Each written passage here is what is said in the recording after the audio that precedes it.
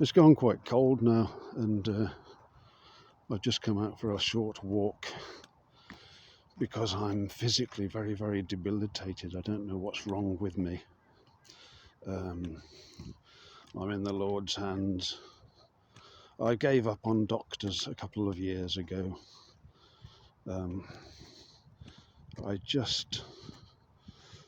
always find in the end it's better to trust in my own forces, except in the matter of trauma. You know, when I broke a bone, I was very glad that the doctors were available.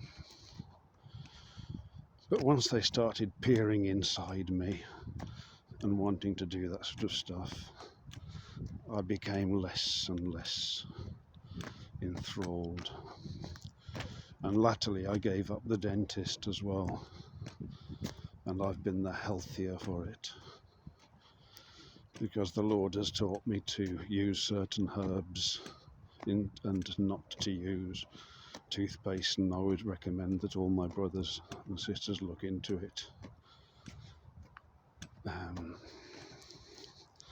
Herbal oils for the teeth rather than toothpaste. Oils that encourage healthy growth, and I add comfrey oil, which not everybody does, because people find comfrey oil helps gum development and tooth growth and strength. So, well, there's me giving medical advice now. I've got no title to give any type of advice. It's just my conceits. They're ideas that I read about, and I think they might work. But it's hard to say.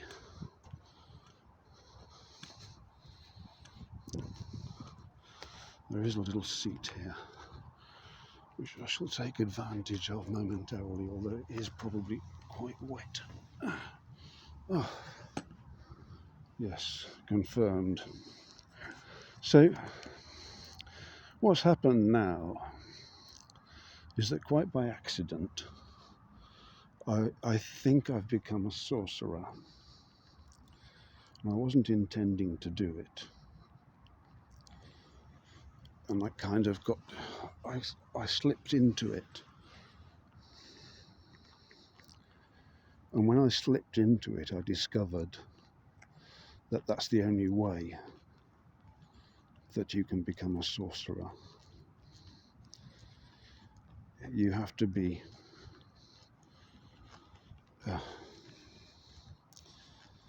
in a way tricked, because to get a man to lose his self-indulgence and self-importance is hard. And that applies entirely to the speaker.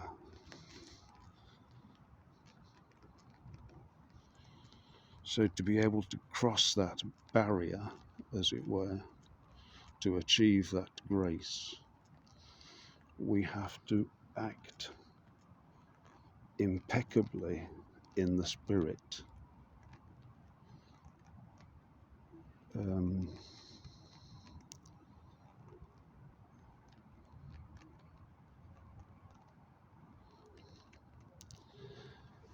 I can't really explain it very well. It's a complicated business, but it's very simple.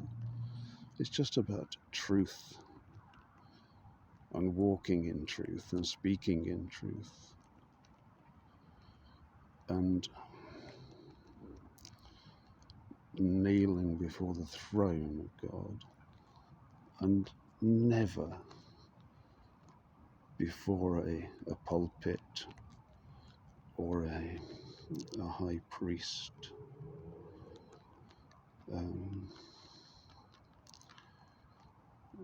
we must know that if we knew holiness lies where holiness lies, where the Lord places it, the bounty is in his hand. And so once I started to discover these things and look around me and see everything as being ordained by the hand of God, and everything in my life as having been utterly ordained by the hand of God, even when I didn't believe or consciously, I feel his hand upon me and correcting me, and of course my blindness and stupidity, continual companions, are quite embarrassing to behold with hindsight. But of course I am also prey to such matters today. The only way that I can guard against them is by refining my point of attention, refining my intent, my spiritual connection.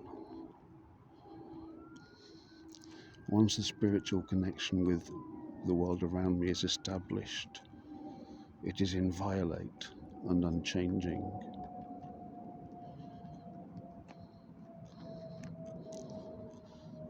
But it can be used then to gain understanding and to speak words of knowledge. And knowledge is a beautiful thing because it's a godly attribute. And I think, the more we walk with God and the more we love God, it's the more we know him also. And in knowing God or glimpsing his majesty, then all the power and the majesty of the world around us is unveiled, and also the forces of evil. The battlefield becomes more delineated,